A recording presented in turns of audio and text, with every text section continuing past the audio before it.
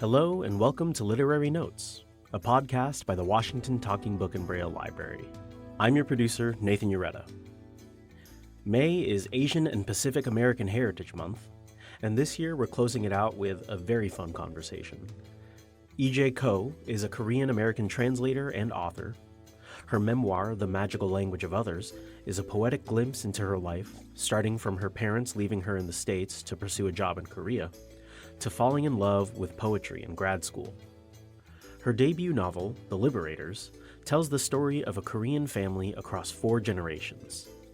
She reunites with library volunteer Yoon Park to talk about her work and a few other things. They were roommates in college. I thought it was really fun to hear them reconnect, and I hope you enjoy it too. We're joined here in the studio with E.J. Ko, who is a poet, a translator, an author, and a screenwriter, whose works include The Magical Language of Others and The Liberators. Thank you for joining us today. Thank you for having me, and I'm really excited to sit down with you today. As am I. Yeah. A little side history or personal history. EJ and I actually know each other from our youth. We went to college together, and we were roommates for pretty much most of our college careers. The whole week, yeah. Yeah. And we lost contact for years after. Right. And kind of lived our own lives. And it wasn't until I started narrating and volunteering at the Washington Talking Book Library and Braille Library that I encountered your book. Right. And you live in Seattle, as do I. And this is how we kind of reconnected. Right. You sent me an email, and I opened it. It was late at night, and I just cried thinking about you and thinking about how you wrote me this beautiful message that you'd been thinking about writing me, and how, I've been looking for you and you're impossible to find. You have no online presence. No one knows who or where you are anymore. So it was like a dream come true. And I think I just felt overwhelmed, and I immediately texted you. Yeah. I said, "Where are you? Come here next to me." And I've been thinking about you so much too after we left. Yeah. We never really got a chance to reconnect. I was always curious about where your life took you. Right. So it was really exciting and fateful, I think, to meet you at the time that I did. Yeah. And I have a surprise for you. Okay. So I remember it was 2008 or 2009. You were toward the end of college. You were dropping me off because you gave everyone rides, including myself. You're so generous. And you're dropping me off at the airport so I could fly to see my mom. Oh, right. And then on the way to the airport, you got a speeding ticket. Oh, did I really? Yeah. And so if you look up, Adam helped me look up sort of what are the speeding tickets in LA, like 2008, 2009. Yeah.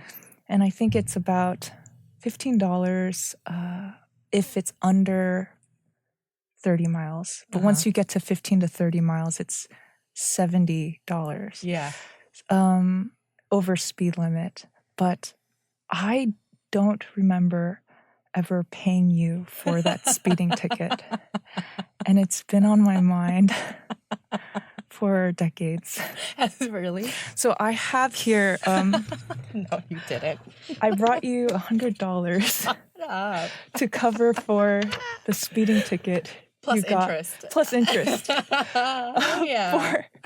It should be more because the dollar is different now. Oh my gosh, that's so but funny. I wanted to pay you back for the ticket you got. Oh, Yeah. thank you. I totally forgot. I know, because you're so kind. I also had such a left foot when I was younger. Like, I really needed to do all the dumb things driving before I became a safe driver. We'll use this and we'll go grab lunch. We'll go grab lunch. It's perfect. Yeah. Well, thank you. Thank you. It's got even a little motorcycle on it. I know. It's just like a little envelope we had. So cute. Oh, thank you. Well, speaking about our history together, I kind of wanted to start off with The Magical Language of Others, which is a memoir. that spans your story starting from age 15 when your parents decided to pursue a work opportunity in South Korea, which left you and your brother behind here in the U.S. Your story is anchored by these letters that your mom wrote to you during this time that you were separated. Talk to us about the decision to center your story around these letters from your mom. That's a great question. So originally, I had become a translator by the time I moved to New York after leaving LA and then moving back to Seattle. And so on the move to Seattle, I found these letters that my mom used to write me. And I thought I had thrown them away, but I kind of found them and I didn't know quite what to do with them. And so I went to my mentor, Don Che. She's a poet and translator. And we met at Volunteer Park here.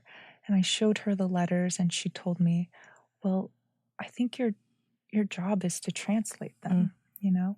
And so I started to translate them and in many ways read them for the first time, read between the lines, read them in a way that I couldn't read them as fluently when I was younger.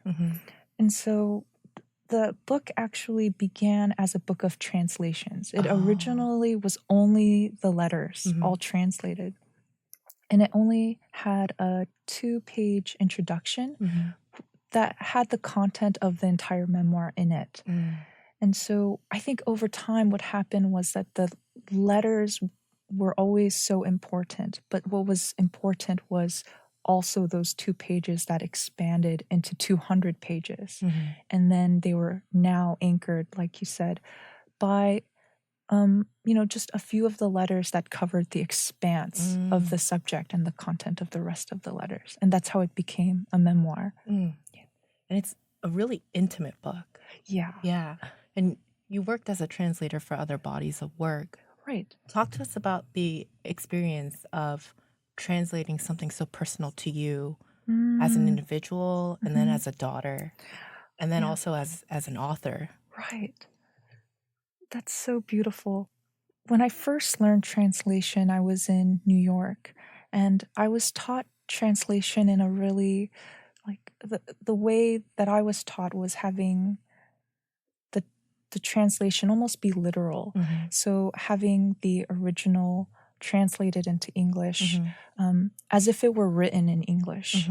And so I think I sat there thinking about what translation means to me, what it does for me. And then I think it wasn't until I came to Seattle and I worked with Don Me that, in many ways she taught me that I'm not just translating from Korean to English. I'm doing this thing where I'm taking Korean and English, both are a part of these countries. Those countries have a relationship with each other. And it's a relationship where I'm taking a very non-dominant language like Korean and translating it into a very dominant language like English. And the way English is sort of imposed on Korea, and you see it even when you walk around Korea. And so there was this thing where I thought, I don't want to erase the Korean as I translate it. Right. When I translate my mother's letters, that was the place where I thought, I want to translate my mother's letters in a way that you could still hear the Korean when you read her letters. So sometimes I'll pick words not because they're a perfect translation, but maybe because they sound like the Korean word, or maybe I'll use rhythms that feel more Korean. I will use grammar in a different way that feels closer to Korean and closer to my mother's voice. The letters that you use are really personal, right, and very intimate, and they're also scanned. Right. You could see them. Yeah, you can see the actual letters in your mom's penmanship, and it adds this whole new layer of openness and vulnerability. Yeah. I'm really curious about how your family reacted to the book and seeing not only your experience of this separation, but also pieces of them in the story. That's such a wonderful thing to point out because you're right. You see the letters, you see my mother's little drawings and Yeah. little notes and scribbles, and the way she kind of translates herself, some of the like Korean she's Yeah. using that seems difficult, and sometimes it's the wrong translation. The letters themselves are so fun to look at and to be a part of.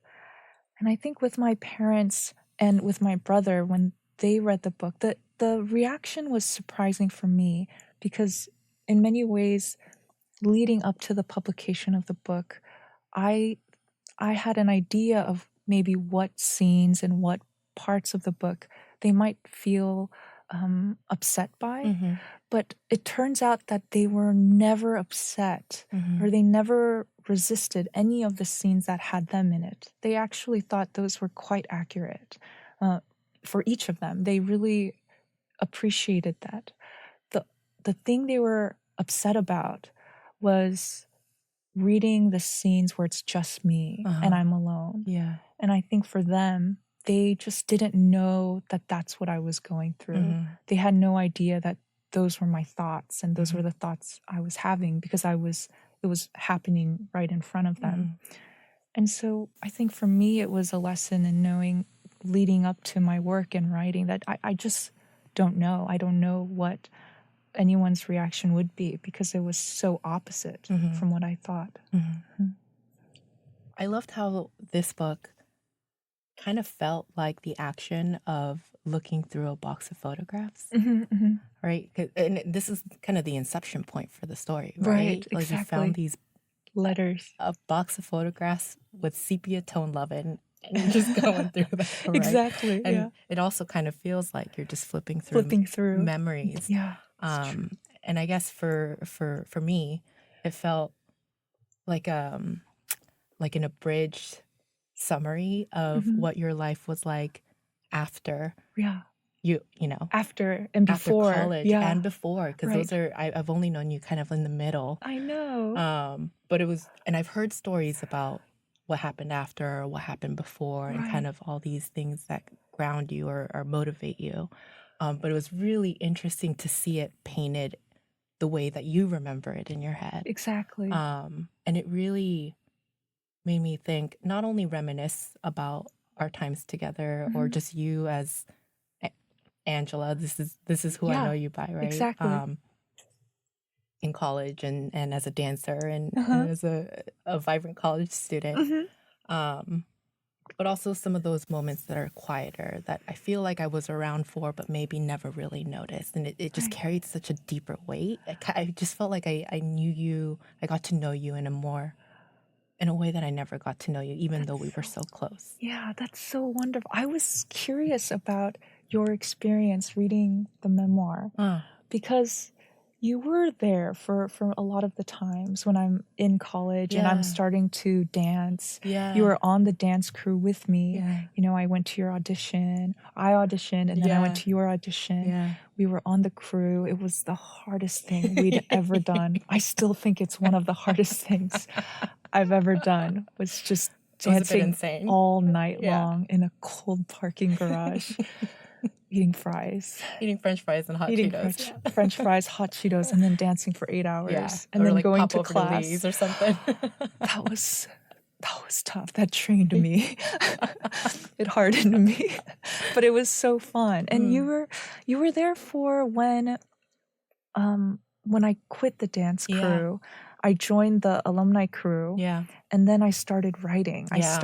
You were there when I started poetry, when I started thinking about maybe this is something I want to keep doing. I'm not sure. You were there when I went to my first classes. Yeah.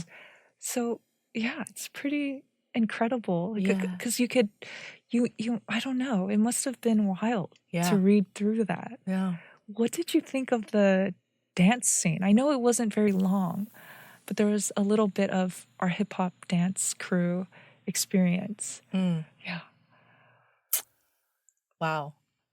I remember approaching your book and almost kind of like I was nervous to start it, right? Because I there was so much time and space that we missed, and I wasn't sure what I would find, or Mhm. if I was going to encounter something that maybe I buried deep somewhere, Yeah. or just like the act of forgetting, Mhm. right? Mhm. Um, so I didn't approach it very quickly, but I remember once I started to, it just kind of all started coming back. Yeah. Um, but it added so much more context and layers to, I Yeah. think, my perspective from some of these memories, right? I know. It was so wild to see um, things that we've gone through together, like the, the dance crew. Mhm.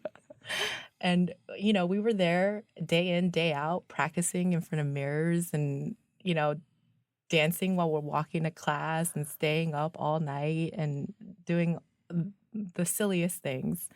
Um, but it was just, it felt like a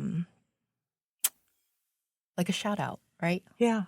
Oh, we did do this together. Yeah, We we did did. experience this together. It was crazy. Why did we do that? I know. There were 600 people Yeah, auditioning. We yeah, thought we could do it, and we yeah. did it, and then it was even harder than the audition to do Yeah. it. And it's such a wild thing, right? Yeah. Like I don't think you and I ever danced We before. we were the only two on the crew that had no dance Yeah. experience, no hip hop dance No, not at experience. all. I And then it was like the energy in there is so wild, Right. and you can just like take on a different persona. I know. You can mess up and not be perfect, and people are still just like Cheering for cheering you. you on, and it's so supportive and exciting and energetic, and Yeah. kind of totally forgot that because I'm so old Yeah. now. Yeah. I'm still bad at turns. I Oh. still can't do transitions. I'm pretty clean, if you clean me, Yeah. but the transitions still make me a little nervous. I'm like, I am off count. I have 4 more seconds to get to my spot, or they're going to yell at me. Yeah. It's so funny. It's that, and also like seeing new TikTok trends or dance trends, like, Right. and trying them, and you're realizing, oh wow, Oh, my wow. body does not move the It same way. does not turn. It does not jump. It does not. We really, it's crazy. Yeah. Yeah. But I Yeah. did love just kind of flipping through the photos with you, kind of Mhm. just looking like through your camera reel, Mhm. um, and seeing how important things were, Mhm. how things progressed. I really did love the ending of the book and Mhm. and the resolution, Yeah. right? Yeah. I think a lot of those questions I asked, like, were the first things I asked when I saw you for the Right. first time after Mhm. a long time. Like, how's your family? Yeah. Where are Have you they? reunited? Just kind of needed like an ending chapter, a denouement, or something like that, and Right. I was able to reach it through this book. It's true. Mm. And then after the book, I meet you. Yeah, And we reunite. and then you write another book. Yeah. It's so nice. You talked a little bit about the translating Mhm. of these letters. And you also have translated for other bodies of work, Right. right? Yeah. Did your relationship with Korean or English shift in any way while you were writing these letters or while you were translating these letters? Oh, that's interesting. So I remember originally I wasn't thinking of translation. Oh, I was in school for poetry. uh-huh. And in one of my workshops, my teacher told me that if you want to be a good poet, write poetry. But if you want to be a great poet, translate. Mm-hmm. And and that day I went to add the translation degree. I didn't know that I would, find my mother's letters, that I would meet Don Me here in Seattle, that I would move to Seattle where in a way the story begins again. And I also didn't know that while learning about the act of translation, one nation's language, in relationship to another, that would actually lead me interested in the research, mainly Korean history Yeah. and Korean American history as well. And Korean history that's focused on the relationship between Korea, Japan, and US.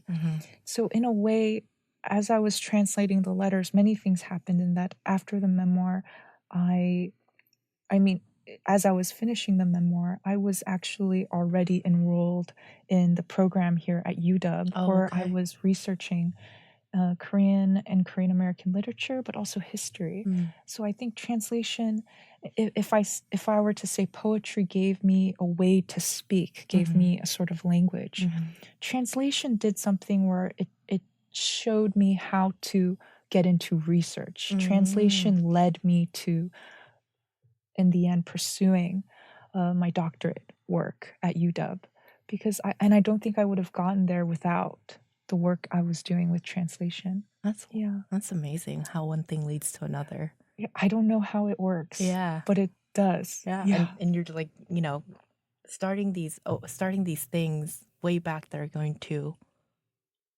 really change or help you Right. way down the line. And you don't know. Yeah, you don't either even way. know.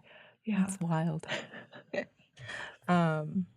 Speaking of history, I want to shift over to The Liberators really quick. Wonderful. The Liberators is a novel that follows the lives of a Korean family after the Korean War. Yeah. And it spans, it's a really big book in that it spans multiple generations, boundaries or borders. Yeah. And time and like extensive Korean history, right? Yeah. You've done a lot of research. Yeah. And in your research, was there anything that surprised you or you learned about that you didn't know before that really shaped the story? Yeah. It's so interesting. So the Liberators came out of, was finishing up my memoir and the research for the memoir, and I was working on Pachinko at the time, for their screenwriting for their TV show. And so I was doing research for the show as well. Okay. So I was doing the Korea-Japan research, the historical relationship, and doing a lot of research for the memoir in terms of primarily Jeju Island history as well, which is in a way all connected. And so, and I was doing research for my dissertation at UW, and which includes those things. But it's interesting. There was almost a triangulation of all the research I'd done and the things I was able to write about. But there was, out of that experience, things I was never able to write about or talk about. And those are the things that went into the novel. I thought, okay, there are things that I still was not able to say, I'm still interested in, I still have questions about. Right. And the novel was a way to continue that work and say, well, now that I've finished the work on these, I have new questions. I want to know more. And that's where the novel came from. Yeah. And the novel does a really good job of kind of like weaving these historical events, whether they're experienced like from a first person perspective, It's true. or like they're passed down or inherited stories, or they're actual events, right? Yeah. It does a really great job of doing that, but at the same time still staying really intimate with the main core of the characters. How were you able to manage like this balance while spanning such complex theories or themes without like oversimplifying or minimizing it? Right.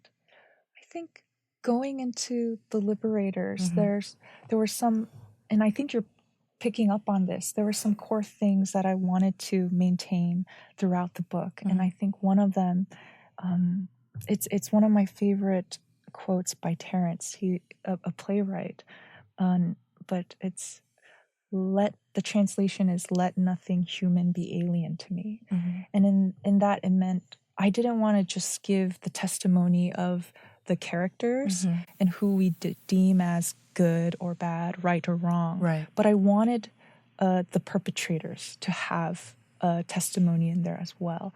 That I wanted not, in a sense, I wanted not to only give the history of the victims, the perpetrators, the liberators or the prisoners and the prison guards.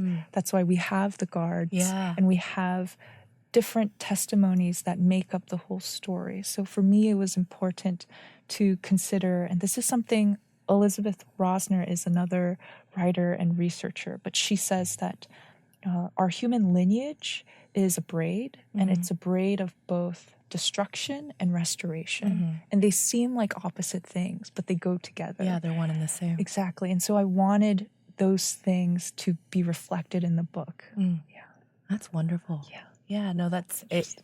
It really just, there's a lot of themes of like dark and light and hurt and repression and then liberation, right? Right. Resolution.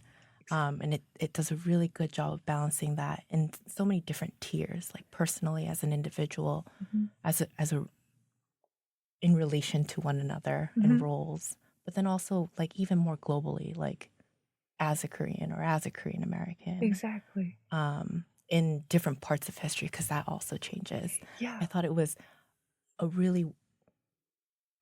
amazing how you were able to kind of condense all of this long history that our families or our countries have inherited, but also tell it in such a quiet, kind of meditative way that focuses on how the resolution of that, right, where it lands, right, and where it goes. I just wanted, and if you're picking up on how every character, they have different perspectives. Yeah. You know, they don't agree with each other, and the book itself doesn't come to a final say about any of the subjects that are so divisive in Korean and Korean American culture. And I think the book just wants to be with those issues. It's not trying to solve them, but it wants to be able to hold all of them, all the perspectives, so that we could see them. Yeah. It's a big feat. Yeah. You did it really well. I really enjoyed the book. So glad. What were your favorite characters in the novel? My favorite characters, honestly, were the very tangential ones. I want to know. Yeah, like she's not a flight attendant, the ticket counter girl. Tomoko? Yeah, Tomoko. Yeah. Oh, and the guard, because they only show up once, Yeah. right? They got one shot. Yeah. They just get this much space in the book. Yeah. The mortician. Yeah, the mortician. Yeah, the mortician. The dog. Yeah. The family dog. Yeah. I think those perspectives to me, because the story is going to follow the characters, right? Exactly. But those were really interesting in how not only like actions or events, but the general mood or atmosphere of a place at a certain time affects them in relation also with relationships, right? Right. Who is that person? What are they doing for that person? Who is this person separate from this person? What ties them together? What doesn't? Yeah. I think those were really interesting perspectives that like were in a short, very quick vignette, but really does flow in with the rest of the story too. I'm so glad. Yeah. And they drove the story forward, because a lot of the stories are, what do you call it? You're telling a story within perspectives. It's not really linear. Exactly. Yeah. You know, but you're still able to drive a story forward, even with characters that you don't see again. Yeah. I love that tool. Yeah, it was fun. Yeah. It was fun to write. Yeah. In both the Liberators and in the magical language of others, like you're using really heavy history or stories, right? It's true. Yeah. A lot of loneliness, or generational trauma, or what's inherited, and violence even. But you, like you said, you kind of need these destructive stories, and they're part and parcel with the other side of it, the resolution. As a writer who's kind of digesting all this information and then spitting it out, what is it like to have to carry such heavy topics or very painful memories and working through that? It's a good question. Because it's tough, right? Like some of the Korean history stuff, like it's hard. Yeah. It's hard to read through. Yeah. But it's also on a personal level, like having to reflect back on low times. I mean, that's always hard, right? Yeah. Yeah. What our parents went through, what our grandparents went through. Yeah. What we went through, what our country went through, and where we're at now. Like, how do you cope with writing about these things? Yeah. It's so funny. after the memoir Uh-huh. came out, I went to a sort of conference. Okay. And I remember this bookseller, I didn't know her, but she ran up to me with this big smile and gave me a hug. Uh-huh. And she said, I read your memoir and I was so relieved to meet you in person and realize that you're such a bright person. You're a bright, happy person. Because she said after reading my memoir, she thought I would be so dark. I would be such a, sad. She was looking for me. She wanted to be there for me. Just wanted to give you a hug. She felt so relieved, to see that, I'm quite a bright personality. And I think there must be something inside me, because I get asked that question even with my research, even my colleagues and even my mentors saying, this is all you research is atrocities. This is pretty tough. But I think there must be something inside of me that believes that no matter how dark and disturbing and awful, kind of going in line with that saying from Terence, let nothing human be alien to me. I think taking that darkness all the way down, down, down, I believe that you will always come to a sort of light. I don't believe that it ends in darkness. I don't feel that, because for some really horrific atrocity to occur, there had to be an equal amount of trust in order to betray that trust, or an equal amount of love in order to forego that love. There is something that you could follow all the way through to the tunnel, and maybe it's my persistence and my belief and faith that I have in humanity, in people, and human beings, that I want to keep following that path. Yeah. And that your resilience really shows through your writing and the stories. Yeah, I remember you told me after reading my books, like, this is such a book that you would write. Yeah. You said It's so funny. It's your color, your unique color. Yeah. And you can put it up with what do you call those police, shots where they line them up? You can put them in a lineup. Yeah, exactly. You have such a distinct voice. And speaking about your voice, both books very differently have like these really quiet moments. There's also like a lot of surrealism, or kind of like floating between this space of like reality, but also a dreamlike sequence.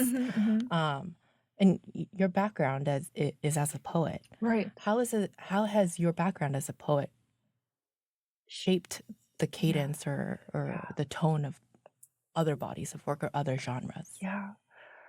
Poetry is so important to me. It was the first, and you were there for that. Yeah.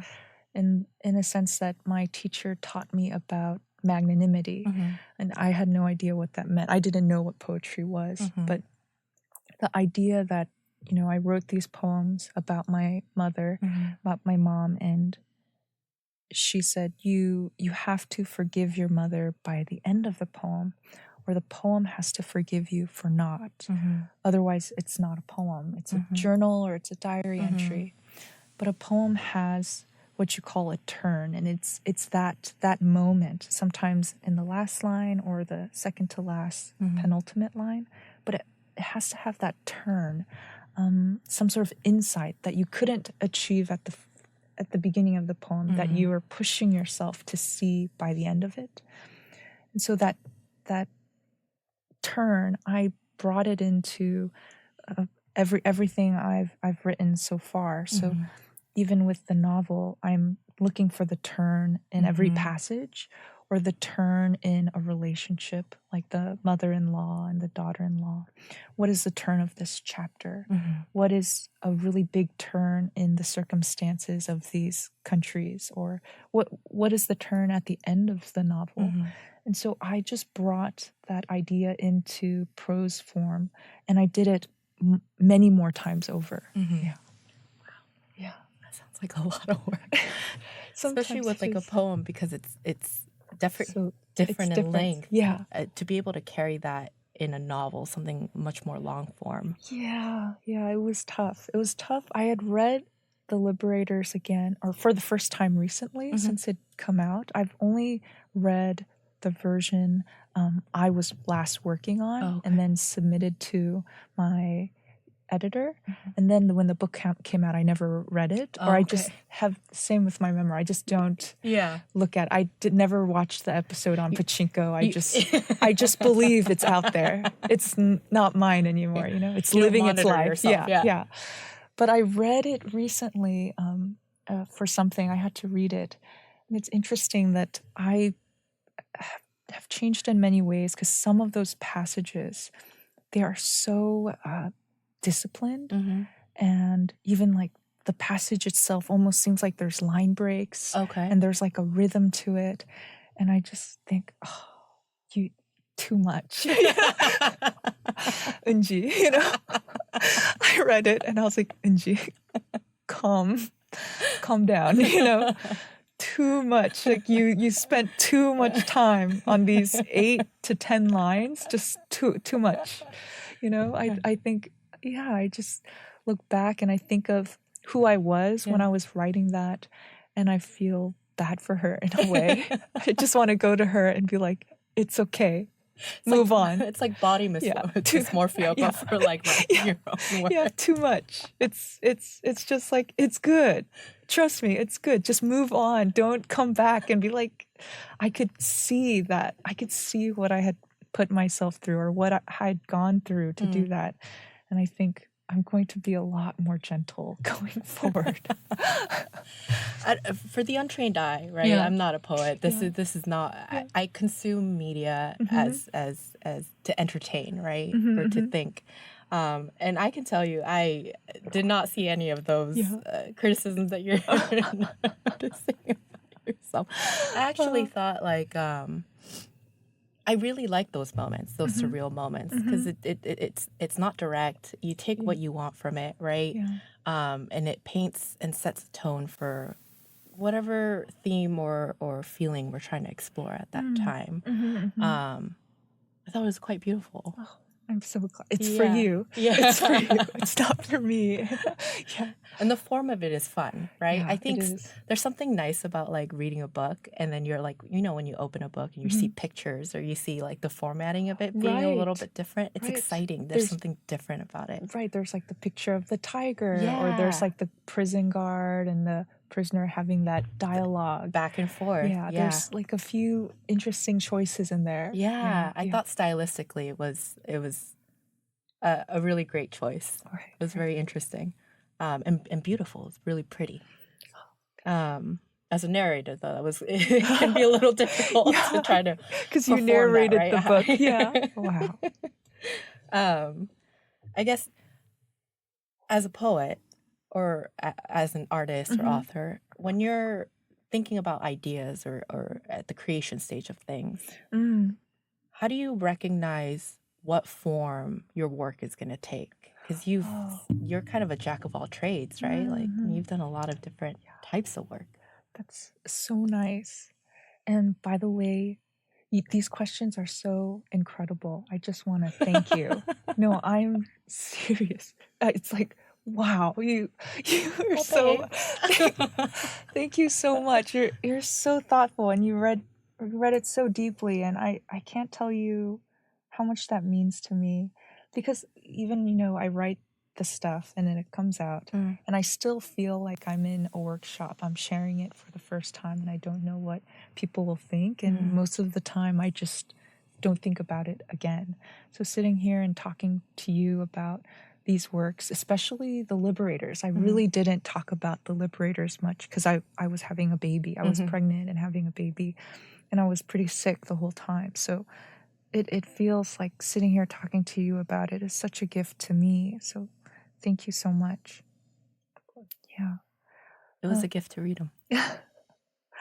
So your question was about the development stage, right? It takes a different form, right? Do you choose the form? Does the form take shape as you're creating it? Or does it come before? Does it flip-flop in between? This is This is so tricky that you're my conversation partner, because with anyone else, I will say the thing that I'm trained to say, or I know that has been said. Yeah. But it feels like you're asking me, So I feel like I have to give you an answer. And I think I'm still figuring it out. I think what tends to happen is that I have to let go of the reins on the work as much as possible. Okay. Because as soon as I let go of whatever it can be, like initially I thought this has to be a book of translated letters. It can't be any other thing. And if I had persisted with that, the memoir wouldn't exist. Okay. But I kind of let go of the idea of the book I had. And I said, well, does this book want to be other things? What would they look like? Am I open to that? Should I try them out? Should I, it's not going to take much time to just spend a week and write this out and see, how do I like it so far? And so that openness helps me let go and let the book become other things. And so by the time the book of translation became a memoir, it felt very much like, okay, this is not going to change again. This isn't going to go back to a book of translation or poetry or any other form or prose or fiction. This wants to be this. And so the same thing happens with the novel. I'm just open to, this could be something else if it wants to be. But if this wants to be a novel, it'll stay a novel. And I think it's important for me to continue that. And it's something I remind myself when I'm working on something, and say, just be open to another, invention that might appear for this body of work. I like that idea of letting the story kind of lead. Exactly. Which is hard to do. Sometimes Yeah. I want to say, Yeah. no, you're going to be this kind of book. You're going to be a very long book with deep, scholarly, academic, references, and this is what you're going to be. And then the novel is like, no, no. And you have to listen to that and say, you know better than me. So I say yes, Yeah. I have to go with what the work wants to be. Yeah. Is there anything that's kind of floating in your head or questions that you're searching answers for your next body of work, or to set the scene for the next body of work? Oh, it's really interesting. I'm not doing a lot of new work right now, but I am still doing this project, and I've been doing it since 2016. I've been doing it for a little bit now. Is it the love letters? Yeah. Oh my gosh, I wanted to ask you about Ask me. Ask me. So I totally, looked you up yesterday. Okay. I want to hear what you found, because I've never looked up anything. You have a wiki page. Okay. Did not know that. Yeah, did not know. But thank you. Shout out whoever set it up. Yeah. It's very factual. Okay. Oh. I don't want to look at it. I don't want. And I came across your website. Okay, yeah. And I was looking through there, and I saw the love letters tab. That is the only reason I have the website up. Yeah. It's the love letters? It's the love letters, because the other pages barely work. But there's a page for the love letters. I loved it as soon as I read it. Do you want to describe what it is? Yeah. So since 2016, one night I decided I don't have to do writing. If I decided not to write anymore, is there anything that would fulfill that role of writing and publishing? And it was, maybe I can write love letters to strangers, and that would be plenty for me. So I went online and I made a post and said, I'm going to write 1,000 love letters by hand to strangers. And if you want one, you just let me know. I put up my contact and I said, you just need to tell me a bit about yourself, a question or a struggle, and your physical mailing address. Because it's a physical letter. That's awesome. And then I send it to you.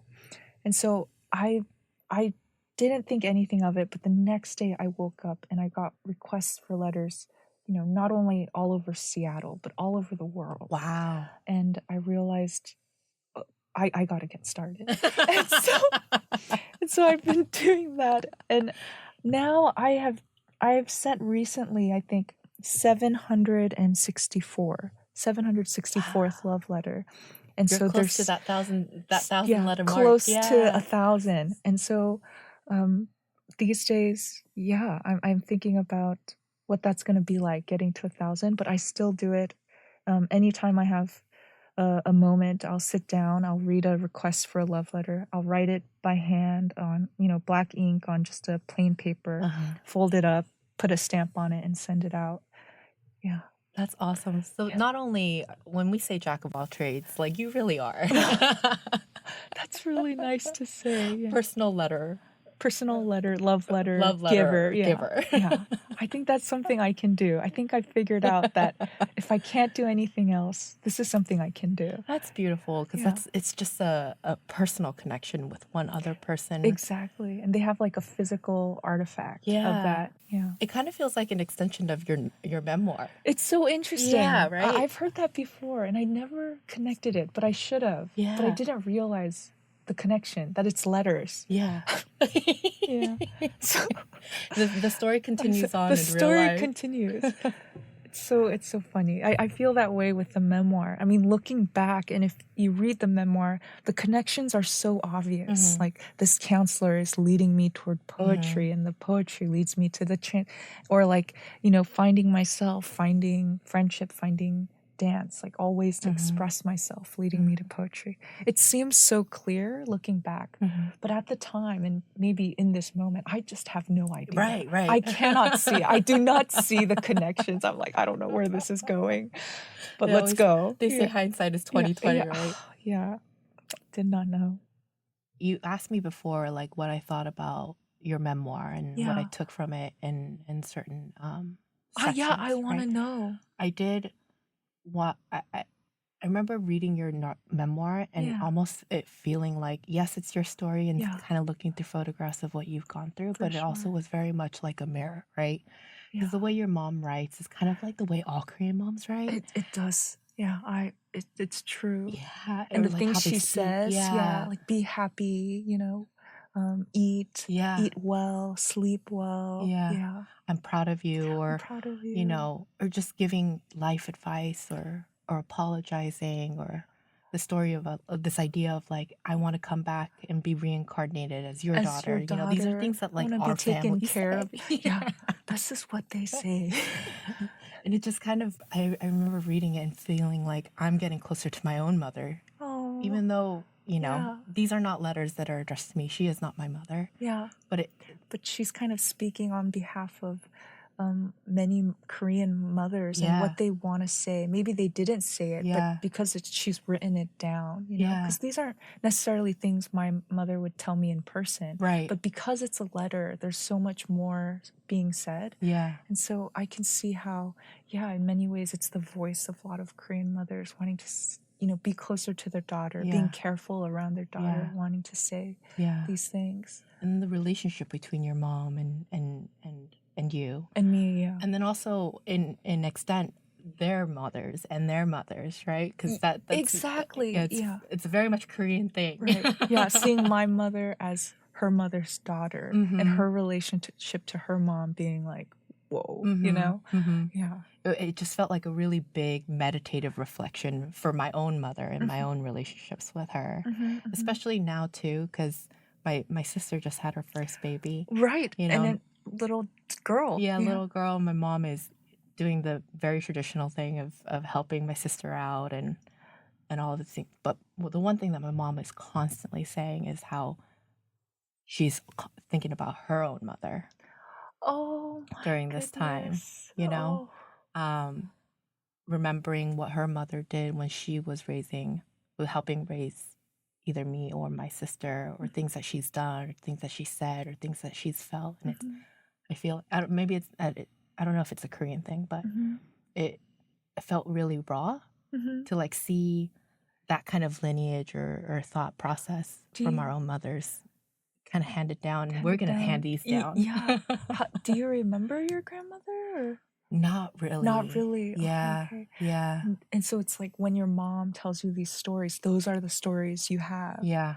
Wow. Yeah, That's it's kind of incredible. like a paper doll, right? Yeah, yeah. There's a basic image or a basic memory of Mhm. who she is, but Mhm. the backdrop or what she's wearing or what she's doing is all filled in by somebody else. Right, right.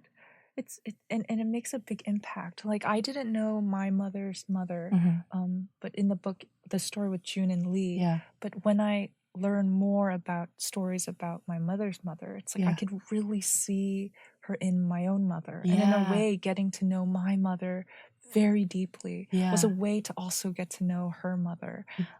So it's true. I think we inherit so much, and something I'm learning like through the writing of this is, of course, we inherit very difficult things, very difficult stories, and we try to make new decisions. So the present is really important so that we make a better decision, maybe, and it affects our future, but it changes the meaning of the past if we can make a different decision now. And despite everything, I think I'm learning that we also inherit really good things. It's equal, right? We inherit really bad things. But it's interesting to talk about inheriting things like resilience. Yeah. You know, inheriting things like language, inheriting things like little quirks we might be interested in, and being like, huh, that's interesting. My grandmother also liked that thing. Yeah. To see yourself as not alone, but as part of a lineage can be really powerful because you're never alone. You're sort of, all those people are always standing behind you. Yeah. Yeah. Kind of feels like a weird, like, gene splicing paradigm. Yeah. We have to learn to also separate and be individuals. It's like you have to do both, right? You have to integrate, but also like differentiate. Yeah. No, 1,000. I totally. I think that thought every time I think about my mother or my father. I go, oh, my mom does that. Like, or oppositely, oh, my mom does that. I do that too. It's great. Or when I get worried, I'm like, where's that coming from? You know, I don't worry about anything. I'm like too integrated, differentiate. Yeah. It's so funny. Oh my gosh. Yeah, that's wild for you to read that and for you to read all the Korean history. Yeah. And you having such a close relationship with your sister, your mom. Yeah. Yeah. It felt very much like, while the stories are really different and the histories are really different, it still very much the spoke emotions to. are the same. Yeah. The experiences of our emotions about those things are the same. Yeah. I think in the Liberators, I really wanted to write more about Korean Americans. You know, I mean, there's definitely a lineage, there's definitely a homeland and a mainland, but I think Korean Americans just really, and Koreans of the diaspora in general, just, I don't think, and like either country, like South Korea or America, expected Korean Americans, Koreans in the diaspora, to be as, you know, vital and engaging and dynamic and part of culture and arts and so much literature, film, you know, coming out, and active in, you know, lots of activism and lots of important subjects. And so it's incredible to see. And so in a way, the Liberators, I wanted to think about the role of, Korean Americans. Yeah. Yeah. It feels like the diaspora is a satellite for Korea, but it translated in kind of a different way, right? Exactly. That's not really our history, but but we still do share it. Right. It's just translated slightly differently or carries a different way. Yeah. And I think there's just something really magical and beautiful happening with Korean Americans and everything that's being produced or being engaged with. And it's really opening the doors for understanding humanity deeper. Like there are things that differentiate, but again, there are things that are just basic human values, like universal values, that Korean Americans really push for. Yeah. Yeah. And even though this story focuses on Koreans or Korean Americans, these concepts or these themes are they're universal. They're universal, yeah. like colonialism, you know, slavery, you know. These are universal. They're like part of the human history. Yeah. And so, very much so.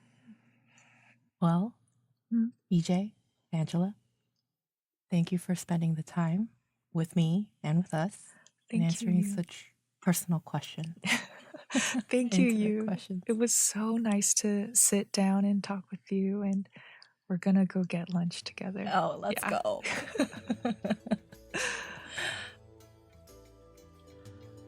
The Magical Language of Others is available in our catalog as an audiobook with the class ID DBC 19260.